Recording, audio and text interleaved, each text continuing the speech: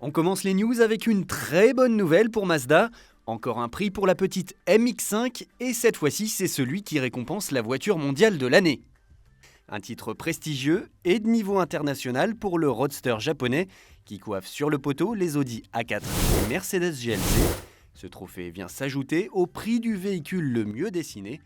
Un sacré palmarès bien mérité pour la séduisante Miata.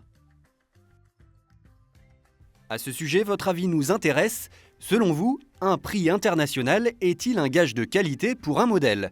Venez répondre dès maintenant sur turbo.fr. Moins bonne nouvelle pour les constructeurs européens en revanche, avec deux grosses vagues de rappel. Chez Renault pour commencer, où un quart de la production totale de la petite électrique Zoé doit repasser par la case garage, soit 10 649 exemplaires, est mis en cause un risque d'usure précoce des flexibles de frein. Jusque-là, aucun accident n'est à déplorer en raison de cette pièce défectueuse, mais Renault préfère prévenir que guérir. Pour le groupe Volkswagen, le cauchemar continue puisque 800 000 véhicules dans le monde sont concernés par un possible problème de pédale de frein.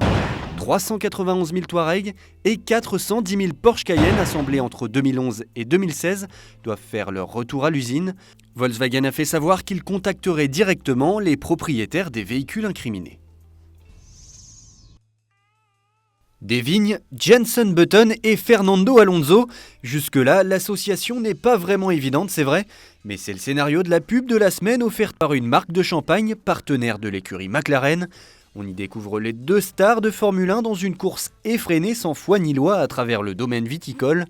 Et comme dans toute histoire qui finit bien, pas de perdant, tout le monde est content, champagne. Avec modération bien entendu.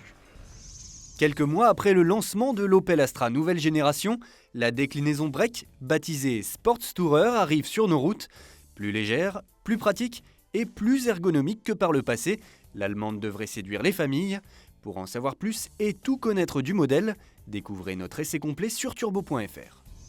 Avouons-le, il est peu probable que vous vous soyez déjà demandé qui d'une voiture ou d'un drone était le plus rapide. Si toutefois vous avez l'esprit tordu, Jaguar va vous donner la réponse. La marque anglaise a opposé sa luxueuse XJ, conduite par un pilote professionnel, à un as des commandes.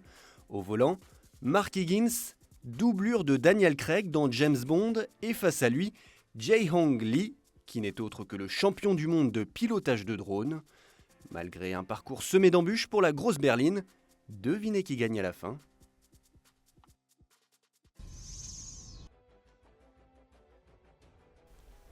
Le rallye Aïcha des Gazelles pose ses roues pour la 26e fois dans le désert marocain jusqu'au 2 avril. L'occasion pour les 162 équipages, 100% féminins, de s'affronter sur un raid hors piste et à la boussole. Pas de tracé prévu, juste un bon sens de l'orientation obligatoire pour parcourir le moins de distance possible. Et parmi ces concurrentes surmotivées, âgées de 17 à 72 ans, quelques sportifs professionnels comme la skieuse Carole Montillet. C'est juste magique quoi, et puis ouais, ce qui se passe dans la voiture c'est vachement fort. Sachez mesdames que ce raid est ouvert à toutes sans prérequis, alors on compte sur vous pour l'année prochaine.